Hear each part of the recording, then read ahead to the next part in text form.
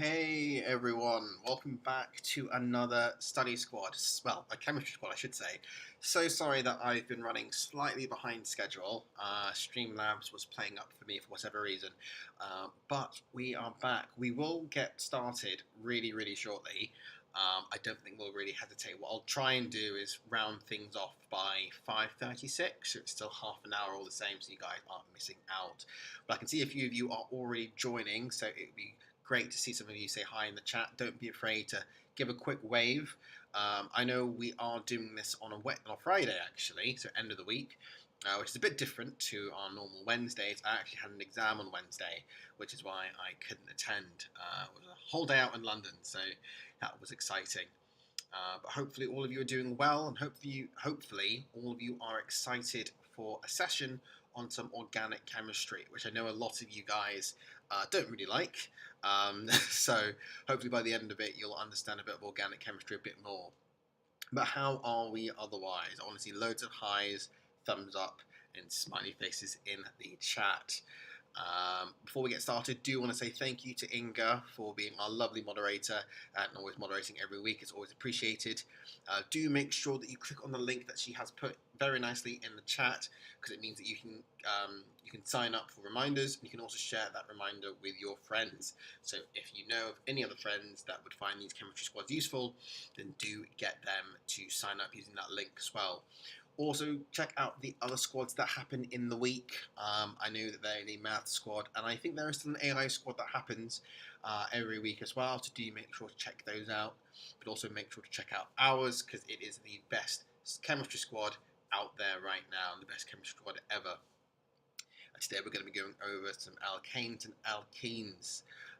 So really excited. This is actually squad number 7, so you've actually only got 3 left, which is bit of a shame, but I'm sure that my tutor will get more out in the future. So it'd be great to see all of you join that one as well. But how are we today? I want to get some engagement going on in the chat. I see a few more of you joining, so don't be afraid to say hello. Hopefully all of you are comfortable, got a cup of tea. Hopefully you're all excited for the weekend. Hopefully you've got some plans in place. What are all of you doing at the weekend? Great to see a hello from some of you. I can see more of you are joining, so don't be afraid to say hello. As always, this is a super positive space, so by all means, do feel free to say hello.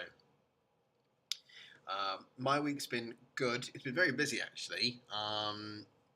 Like I mentioned before, had an exam on Wednesday for my clinical diploma, and it's just been hectic across both days all the same, really. The entire week's been really hectic.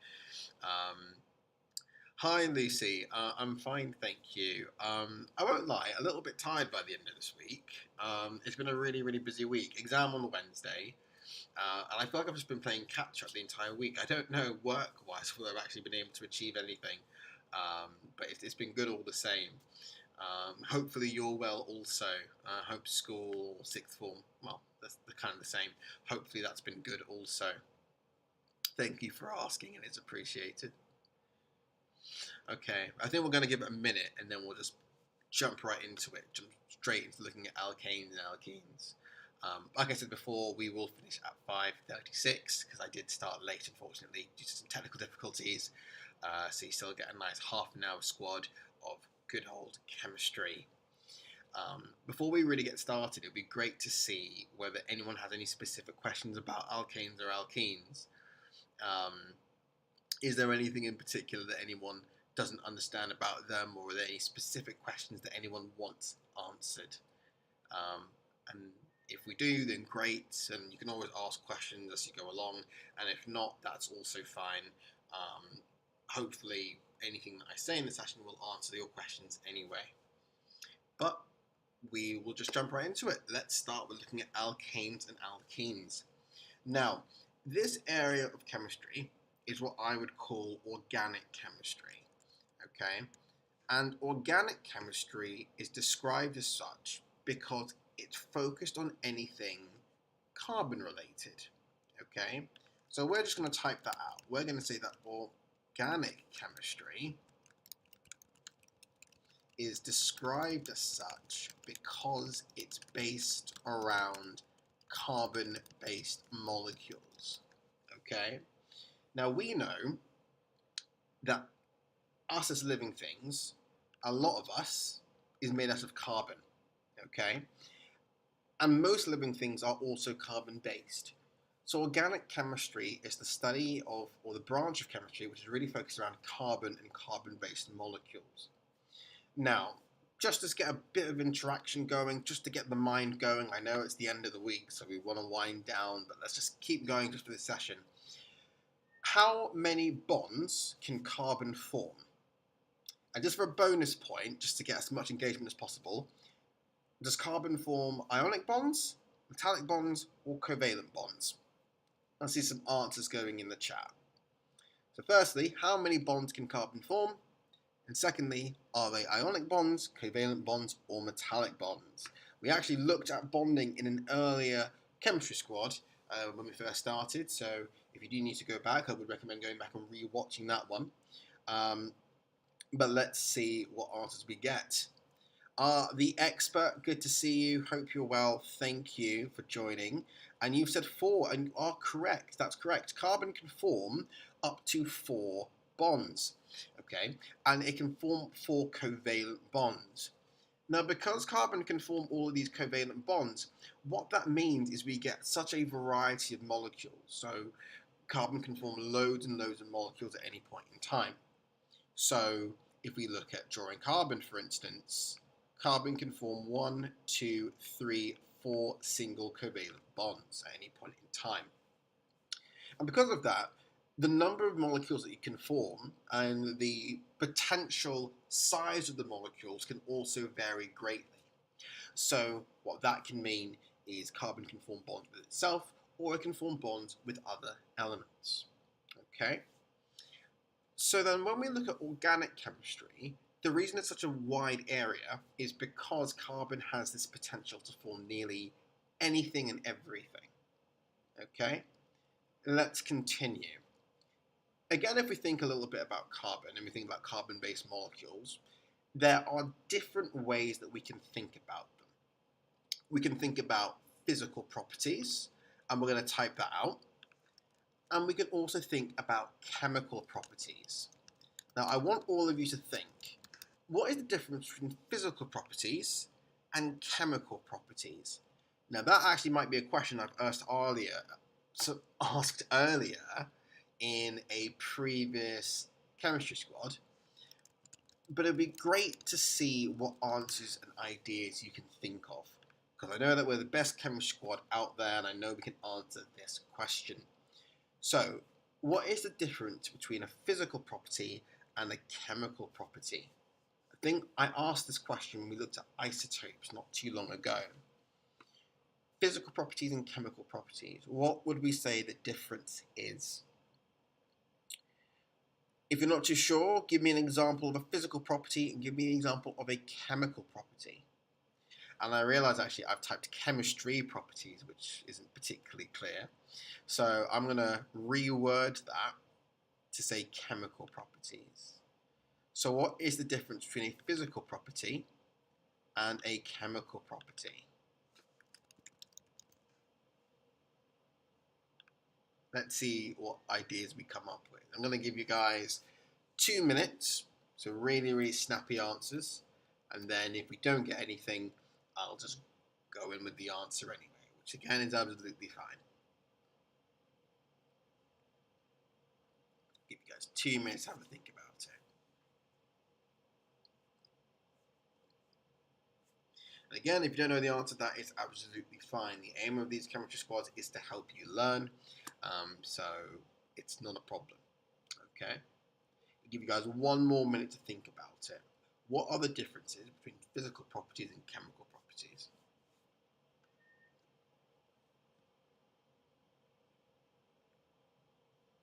What can we think about? Give it 1 more minute. As soon as it hits 1716, we'll go in with the answer.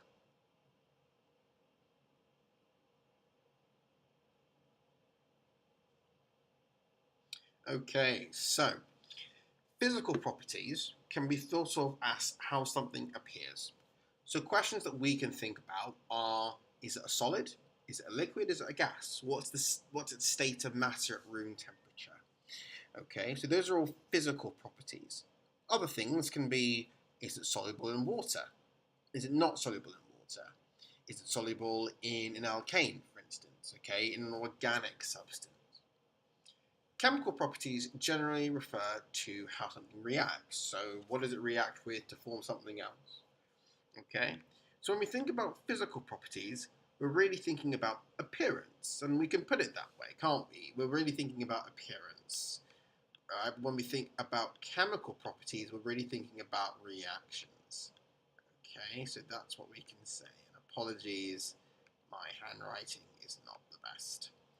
Okay, so your physical properties when it comes to organic chemistry are generally determined by the size of the molecule. Okay, so a smaller hydrocarbon, okay, so let's say if I drew out methane would be a really good example, so we know that's CH4. This is very small, it's a very small molecule because it only really consists of 4 atoms, okay, and this is probably going to be a gas at room temperature. If I were to draw something else that was a bit larger, let's say hexane for instance, and just for ease's sake, I'm just going to write out the chemical molecular formula, so C6H14. This is going to be a liquid at room temperature, and we know that it's going to be a liquid because there are more atoms there. And because there are more atoms there, it means that we have a change in the strength of the intermolecular forces present also. Ardil, hello, good to see you. Evening, hope you're well. Thanks for joining us on an exciting session about organic chemistry. You've not missed too much. We've just gone over the difference between physical and chemical properties. So do get comfortable and do join in. Great to see you again, buddy. So, what I was saying there was that hexane, as it's a larger molecule, is most likely to be a liquid at room temperature. And again, the reason that that will be the case is because of the difference in intermolecular forces. Generally in chemistry, what we see is that larger molecules have more intermolecular forces. They have stronger intermolecular forces, and that is then going to determine the state of matter. So, for example, the fact that smaller molecules have very weak intermolecular forces, as we know, means that it requires less energy to overcome them. On the other hand, larger molecules have greater intermolecular forces. It takes more energy to overcome them. Okay, and that's why they tend to be liquid and solids at room temperature. Now, this is super, super important. This is a nice little tip for your exam. Think of it as an exam hack. Okay? In an exam, if you're ever asked about intermolecular forces, it's always super, super important that you break down your answer. So, smaller molecules have weaker intermolecular forces, therefore it requires less energy to overcome them, therefore they have low melting and boiling points. That's really important because, like we always say in an exam, you get your marks by showing the examiner that you know your stuff. Break down complicated concepts into really simple concepts, and that demonstrates your confidence to the examiner. Okay, and we can say the same thing with larger molecules. Your larger molecules are going to have stronger intermolecular forces, therefore more energy is going to be required to overcome those intermolecular forces, and as a consequence they have higher boiling points and melting points. Does that make sense for everyone? Give me a quick thumbs up or a smiley face, absolutely anything in the chat that is appropriate for chat, that is, just to indicate that that explanation makes sense. I say yes from Ardell, fantastic. Okay, I'm going to give it one more minute. We're just going to keep the momentum going because I know it's a Friday night. And what better way to spend a Friday than to join a chemistry squad? Lucy, I see a yes from you as well. Fantastic. I'm glad it makes sense. Okay, hopefully it makes sense for all of you. If it doesn't, then do just sort of put your hand up and I'll happily go over it again, maybe towards the end of the squad. So, those are your physical properties. Your chemical properties are generally determined by something called a functional group. Now, I want to see a bit more interaction because I've seen that you guys can really get interactive, right? And it's been absolutely fantastic. So I want to see more of it. What would we say a functional group is? How would you define the term functional group? What ideas do we have? And if we're not too sure of a definition,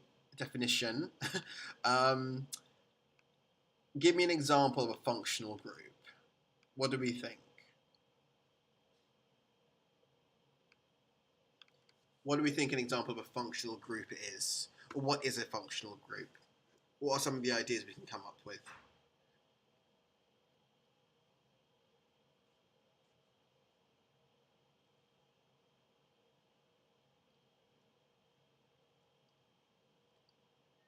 I'm going to give you guys 2 minutes to think about this. Then we're just going to keep going. And then we'll go very nicely into alkanes and alkenes. They'll lead in quite nicely.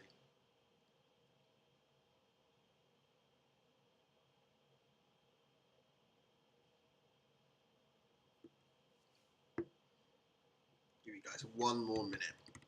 What is the example of a functional group? Or how do you define a functional group?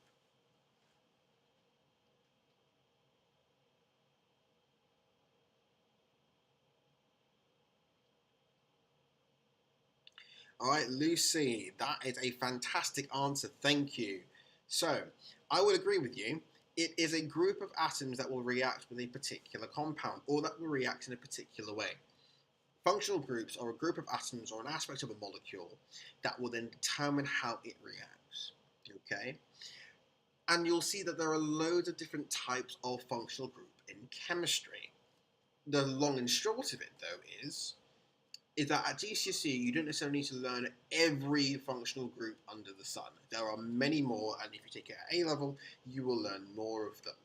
Okay, and the ones that we're going to focus on today are alkanes and alkenes. So just as a quick summary, physical properties are determined by your intermolecular forces. Examples of physical properties will be things such as solubility, its state of matter at room temperature, whether it's flammable, whether it's viscous, okay, how easily it combusts. Your chemical properties will be determined by the functional group, and that will involve how it reacts, okay? I think you guys are smashing it this evening. I think you understand everything really well. So I'm going to just keep the momentum going, keep the pace going, and we're just going to move on.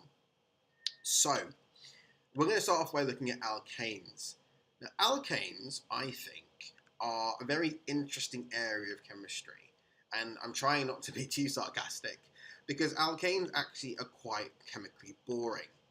Some of the things to keep in mind: the general formula for your alkanes, because you'll always ask this in an exam, is CN, oh, hang on, let's go back, H2N plus 2. So that is your general formula for alkanes, where N is your number of carbon atoms. So, if N was 1, then your formula would be CH4, which we know is methane. If your formula, or if N was 2, your molecular formula would be C2H6, which we know is ethane, and so on. Okay, so that is the general formula for alkanes. We would describe alkanes as saturated, and the reason we describe them as saturated is because they contain the maximum amount of hydrogen that you could possibly have, and we also know that it just contains of single bonds, okay? And that would be single covalent bonds between carbon and carbon, or carbon and hydrogen, okay? So that's what we can say with regards to alkanes. They are saturated molecules that consist of single bonds between carbon, carbon, and carbon and hydrogen. Okay. Generally, in terms of their solubility, they aren't too soluble in water. Okay. The larger the molecule, the less soluble in water they are. And generally, they don't react with very much. The main reason that we use them in chemistry is for combustion. And the reason that we use them for combustion is because they are brilliant fuels. Okay? Now, one of the things to keep in mind with combustion is that with complete combustion, when you have an excess of oxygen, you will always form carbon dioxide and water, and that is not how you spell dioxide. But if you have incomplete combustion, you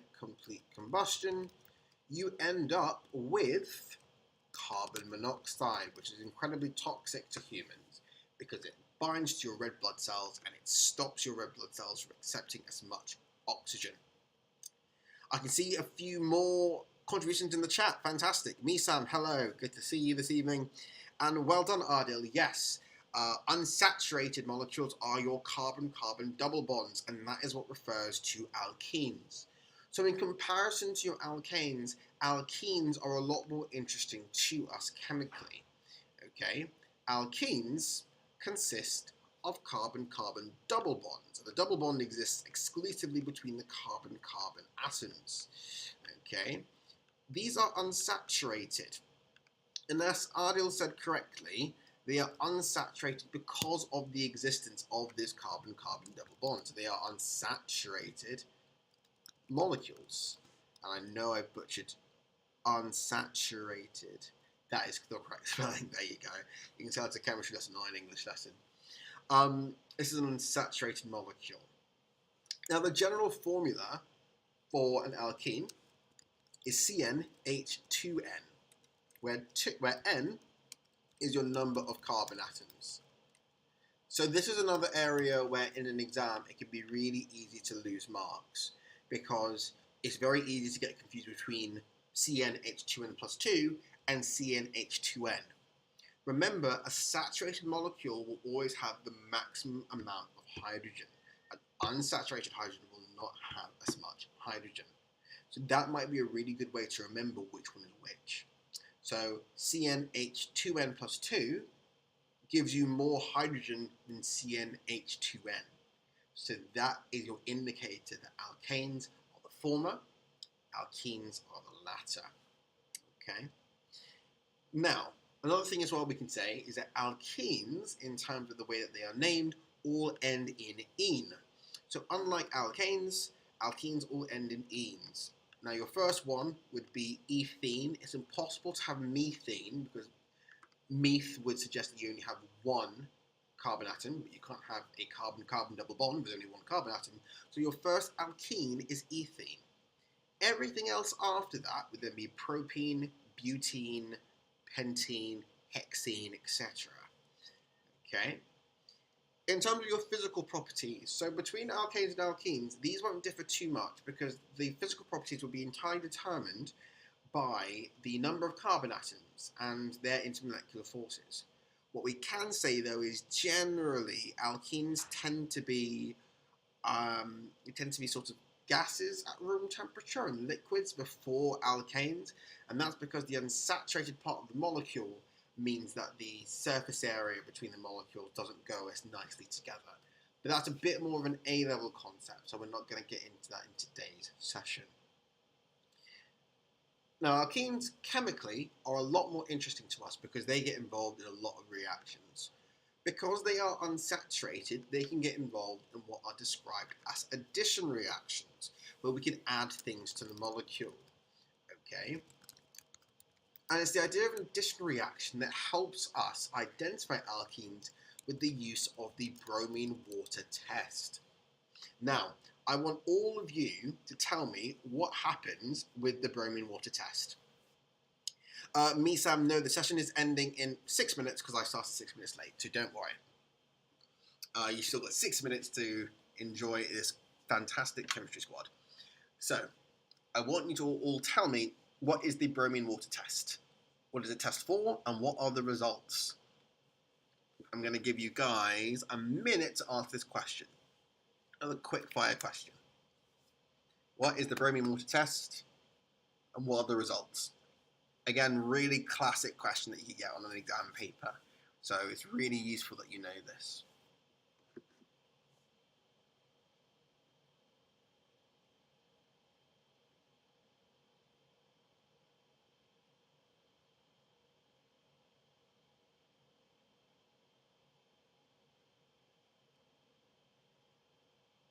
Fantastic. That's a brilliant definition from the expert. The bromine water test is a qualitative test. So also good use of terminology there, because qualitative is an area of any GCSE chemistry spec. Okay, qualitative chemistry is important, and qualitative just refers to the fact that it's visible. Right? It's descriptive rather than quantitative. Okay, so it is used to identify the alkene. Well, it's just used to, the alkene or the alkane groups present in a compound. What I would say is that it is used to distinguish between the two. Okay, an alkene gives you a positive test result, an alkane does not. Okay, so if we said, and me, Sam, you said it goes colorless, my question is, what's the starting color? Because in an exam, you can't just say it goes colorless, you need to give the starting color. So yes, the expert, you are correct. I would probably just change your definition ever so slightly to say it distinguishes between an alkane and an alkene. But yes, me, Sam, well done, you're correct. It starts off as an orangey brown color and it goes colorless in the presence of an alkene. So in the presence of an alkene, it goes colorless, but in the presence of an alkane, it stays orangey brown. And the reason it stays orangey brown is purely because, as we know with an alkane, as we're going to move over to the right, our alkanes are saturated, and because they're saturated, you can't add anything to the molecule. But with an alkene, which we know is unsaturated, you can add the bromine water to the molecule, as you're sort of adding bromine, and as a consequence, you get a color change. Misam, good question. What are the other tests? This is not the only qualitative test you need to know. There are some other qualitative tests that you also need to go over. Okay. What I'd probably say is check your specification, because you'll have a list of all the different qualitative tests that you will need to know for your exam. Okay, but no, it's not the only qualitative test that you'll need to know for your exams. But for alkenes, this would be the only test. Okay. It could very well be that, I know topic 9, I said I was going to go over sort of like earth chemistry. I don't know whether people are still keen on that. I could change that to qualitative chemistry. But it depends on what the demand is like. So, that's what we can say there with regards to the bromine water test. The only other thing that I will say, and it's because I'm getting conscious of time, is alkenes can also be used to make polymers. Okay, which is in our last session actually, so we can touch on it then. So no need to rush. What are we doing next week? Next week we are looking at acid and base theory, so super exciting. We will be going back to Wednesday, so it will be Wednesday next week at the normal time of 5 o'clock. So I will see you all then. But hopefully you enjoyed today's session. Inga, thank you for popping that link in the live chat. Before you go, make sure to click on the feedback link. It is super useful because it helps us at My Tutor know what you want out of these sessions. If you want an hour session, you can have an hour session. If you want shorter sessions, we can do shorter sessions. If you want them more frequently, you can do them more frequently. But again, it is to know what you guys want. Again, these sessions are for you. They are to help you be the best students that you can be.